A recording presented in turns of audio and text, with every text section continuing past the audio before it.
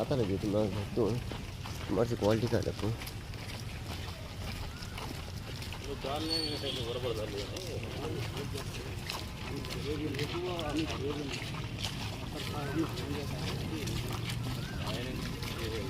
पूरा खर्चा क्या है उसको पैसा देखिए रहा है तो संदीप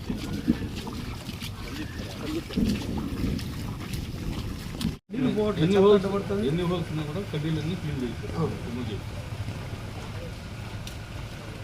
వర్షాకాలము కొద్దిగా శానిటేషన్ మీద దృష్టి పెట్టండి. ఎందుకంటే వర్షాలు పడుతూ ఉంటాయి, ఈగలు ఎక్కువ ఉంటాయి, మీరు పని చేయలేరు, పని చేసే ఎన్విరాన్మెంట్ ఉండదు కాబట్టి. కానీ అవుట్డోర్ అయినా నిలబడాలి. శానిటేషన్ మీద కొద్దిగా బాగుంటుంది.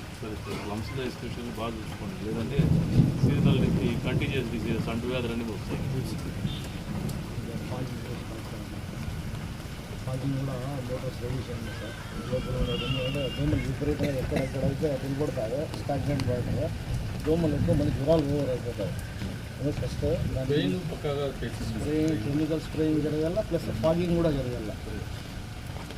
వాటిలో కూడా సరే మీరు పెట్టండి సార్. పని చేయడం లేదు అలాంటి కాలంలో కూడా వాటిలో కట్టేసేసి ఇంత మారి చేయొద్దండి సార్. ఇప్పుడు మన దగ్గర ఉండే స్టాఫ్ దీనికి సరిపోతారా, లేకపోతే ఏమన్నా అడిషనల్గా ఏమన్నా వాళ్ళతో కలుపుకొని చేస్తాం. వీళ్ళు 140 మంది అవుట్ సోర్సింగ్ పర్మనెంట్ వాళ్ళు, వీళ్ళు 20 మెంబర్స్ వస్తుంది. అది ఇక్కడ చేసేదాని కోసం సార్ చెప్పినట్లు సార్ ఇక్కడ అవసరం మనం అది అందరినీ టీంలో టీం సార్